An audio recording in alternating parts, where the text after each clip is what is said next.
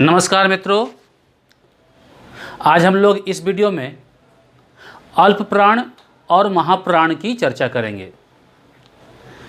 यह व्यंजन के ही भेद हैं और यह बाह्य प्रयत्नों के आधार पर व्यंजन के भेद किए जाते हैं।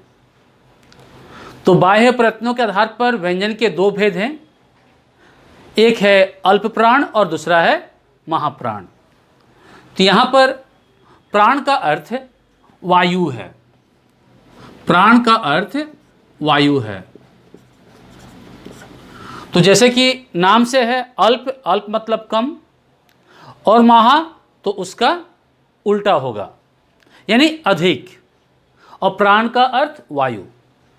तो एक बात स्पष्ट है कि जब हम अल्प प्राण कहते हैं तो इसके अंतर्गत वे व्यंजन आते हैं जिसके उच्चारण में कम वायु मुंह से बाहर निकलती है। तो अल्प प्राण की परिभाषा को यदि हम जानें तो हम कह सकते हैं कि जिन व्यंजनों के उच्चारण में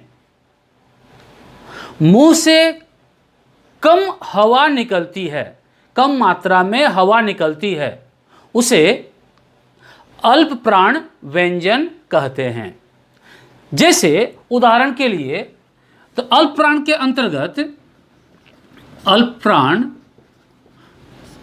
के अंतर्गत कौन कौन से व्यंजन आएंगे? तो किसी भी वर्ग का, यहां 5 वर्ग है, हम लोग जानते हैं, जैसे क, ख, ग, घ, अंग, ये 5 वर्ण है। तो इसका जो पहला वर्ण है उसके आधार पर वर्ग का निर्धारण होता है। तो यहाँ क है तो ये हो जाएगा क वर्ग, क वर्ग। च है पहला तो ये हो जाएगा च वर्ग। ट है तो हो जाएगा ट वर्ग। तो त वर्ग।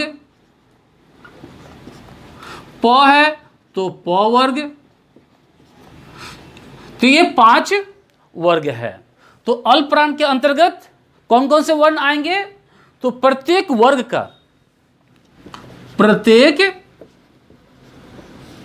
का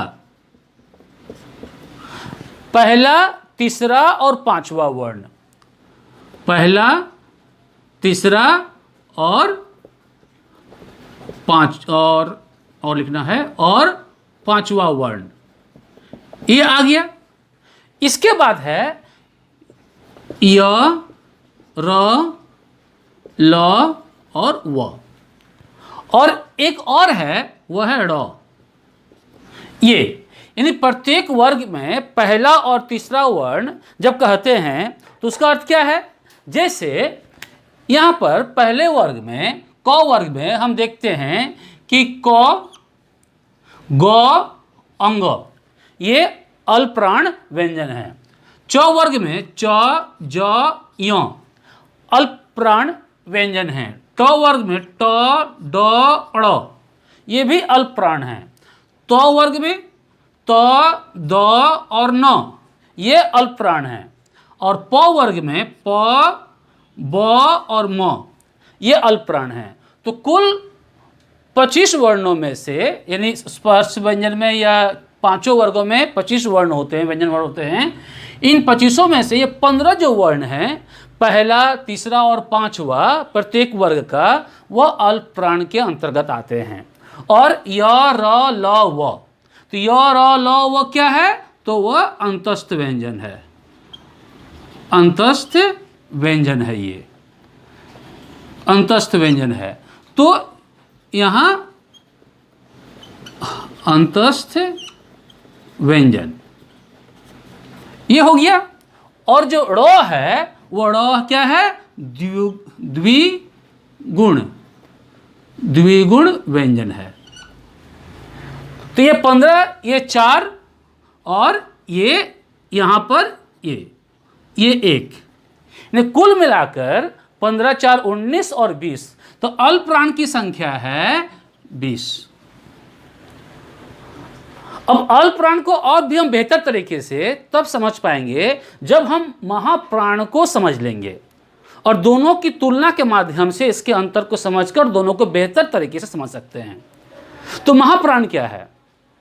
जैसे कि अल्प प्राण में बताया गया कि जिन व्यंजनों के उच्चारण में मुख से हवा कम मात्रा में बाहर निकलती है उसे अल्प प्राण व्यंजन कहते हैं। महाप्राण जिन व्यंजनों के उच्चारण में मुख से हवा अधिक मात्रा में बाहर निकलती है उसे महाप्राण व्यंजन कहते हैं। तो महाप्राण व्यंजन के अंतर्गत क्या चला आएगा? महाप्राण व्यंजन, यहां लिखते हैं महाप्राण। तो महाप्राण के अंतर्गत हम देख रहे हैं कि प्रत्येक वर्ग का दूसरा और चौथा वर्ण, जैसे यहां ख है, घ है, च है, छ है, झ है, ट वर्ग में ठ है, ढ है, फिर त वर्ग में थ है, ध है, फिर प वर्ग में फ है और भ है। ये दूसरा और यहां लिख देंगे दूसरा और चौथा वर्ण, ये प्रत्येक वर्ग का चला आएगा। उसके बाद बच रहा है यहां पर वह है ऊष्म व्यंजन। ऊष्म व्यंजन जिसकी संख्या है 4 और इसमें कितने चले आएंगे? तो सब मिलाकर स्पर्श व्यंजन में यानी पांचों वर्गों में 10 महाप्राण व्यंजन हैं। ये चला है और यहां पर चले आएंगे ऊष्म व्यंजन। ऊष्म व्यंजन, तो ऊष्म व्यंजन कितने हैं? वो है 4 और एक बच रहा है क्या? तो एक बच रहा है यहां पर ढ़। ढ़ भी यहां एक है तो यहां द्विगुण जो है द्विगुण व्यंजन चला आएगा 1 और यहां पर है श, श, स और ह। कुल मिलाकर हम देखते हैं 15 जो है वह महाप्राण व्यंजन है। तो दोनों में एक अंतर तो स्पष्ट है कि पहला कि अल्प प्राण में कम हवा बाहर निकलती है और महाप्राण में अधिक हवा बाहर निकलती है। दूसरा अंतर देखेंगे हम कि जब हम महाप्राण का उच्चारण करते हैं ख, घ, छ, झ, ठ, ढ, थ, ध, तो उच्चारण जब करते हैं तो यह हकार यानी जब इसको उच्चारण करते हैं तो इसके उच्चारण का अंत ह से होता है। हकार अधिक मात्रा में जो है ध्वनि निकल रही, आवाज वायु निकल रही है, मैंने हवा निकल रही है और इसमें परिश्रम भी अधिक हो रहा है। इसके साथ साथ हम देखते हैं कि महाप्राण में हकार की ध्वनि के साथ वर्ण का उच्चारण, व्यंजन वर्ण का उच्चारण होता है। जितने भी महाप्राण देखेंगे उसका उच्चारण करेंगे तो ह आएगा। दूसरा, इसके उच्चारण में परिश्रम होगा, अधिक होगा, अधिक परिश्रम से हवा बाहर निकलती है जो कि अल्प प्राण में नहीं होता है।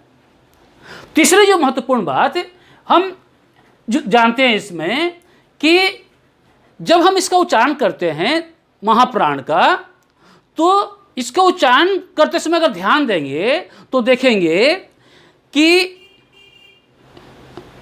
इसके जो पूर्ववर्ती व्यंजन होते हैं उसके साथ ह लगा होता है, जबकि अंत में ह आ रहा है। जैसे पूर्ववर्ती व्यंजन में ख है तो ख के जब उच्चारण कर रहे हैं तो देखेंगे क और ह इस तरह उच्चारण होगा ख, तो कहीं ना कहीं क और ह है। जब घ का उच्चारण कर रहे हैं तो क्या हो रहा है? ग और ह।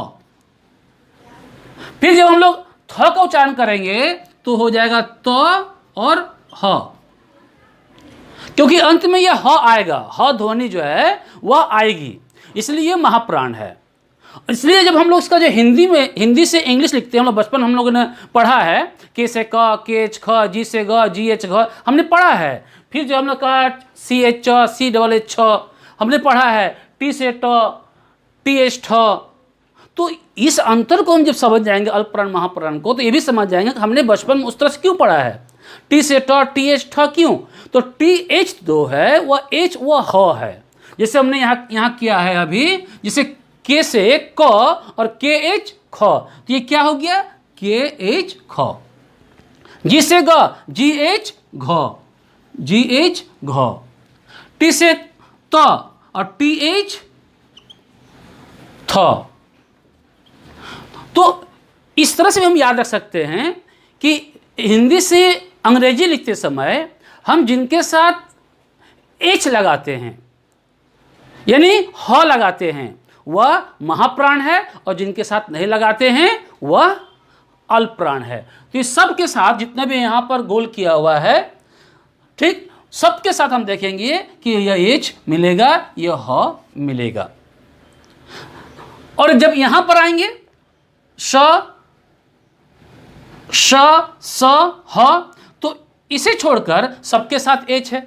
तो चूंकि ये ऊष्म व्यंजन है, जब ऊष्म व्यंजन कम उच्चारण करते हैं तो हवा रगड़ खाकर बाहर निकलती है, और अंत में जो है हकार की ध्वनि निकलती है, जैसे श, श, स, ह। हवा बाहर निकलेगी हकार की ध्वनि के साथ।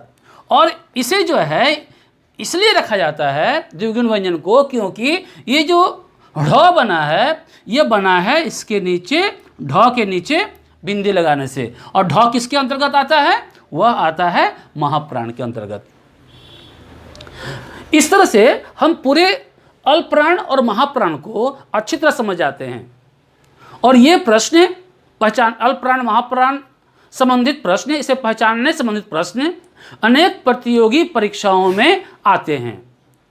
इसलिए यदि हम यहाँ इसे अच्छी तरह समझ जाएंगे तो हमें कहीं दिक्कत नहीं होगी।